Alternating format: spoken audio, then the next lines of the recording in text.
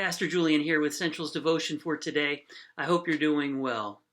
Today I want us to take a look at 1 Corinthians chapter 8, verse 9. And in doing so, I'm going to read of a larger passage, which is 1 Corinthians chapter 8, verses 7 to 10. And I will highlight verse 9. Listen to this. This is the Apostle Paul writing to the church in Corinth. However, not all possess this knowledge, but some, through former association with idols, eat food as really offered to an idol, and their conscience, being weak, is defiled. Food will not commend us to God. We are no worse off if we do not eat, and we're no better off if we do. But take care that this right of yours does not somehow become a stumbling block to the weak. For if anyone sees you, who have knowledge, eating in an idol's temple, will he not be encouraged if his conscience is weak to eat food offered to idols?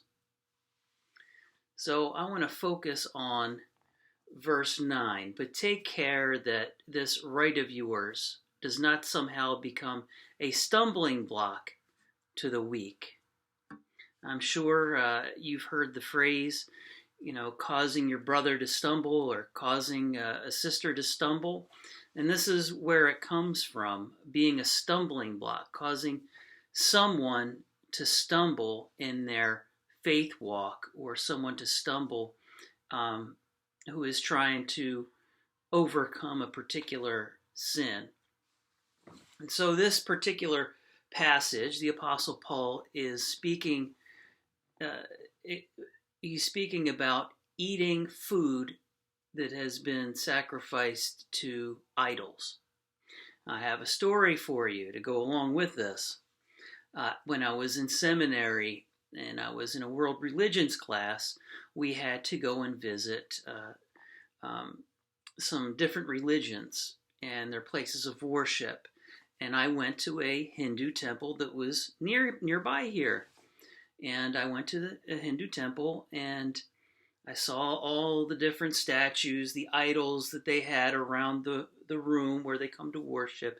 I'd take off my shoes and everything to come in. And I walked around and I observed, and I even spoke with a Hindu priest, a temple priest, for a while, and asked him questions, and he was very forthcoming and giving me answers. And I saw him up there. It looked like he was doing some kind of a prayer, and he explained to me that it's a mantra. It's a mantra, what they do. They repeat the same thing over and over again. It's a mantra. And then I remember people coming in, and they were placing fruit at all of these different idol statues. All around the room, they would come and they bring fruit. And in the middle of the room, there was even a group that was weaving necklaces of flowers that they then put on these idols. And then I remember the priest gathered everybody and rang a bell, and they gathered, and he gave some mantras, and then he had the people come and eat the food that was given and sacrificed to these idols. And people would go through the line and take some of the fruit, and they would be eating it. And the priest, he invited me. He said, you come and eat. And just so you know, I've never been invited to eat the food of idols before. Never. And I'm assuming most of you haven't either. So here comes a moment for me, knowing this particular passage. Do I go and eat food sacrificed to an idol? I said no. I said, thank you kindly, but no, I'm not going to eat that food.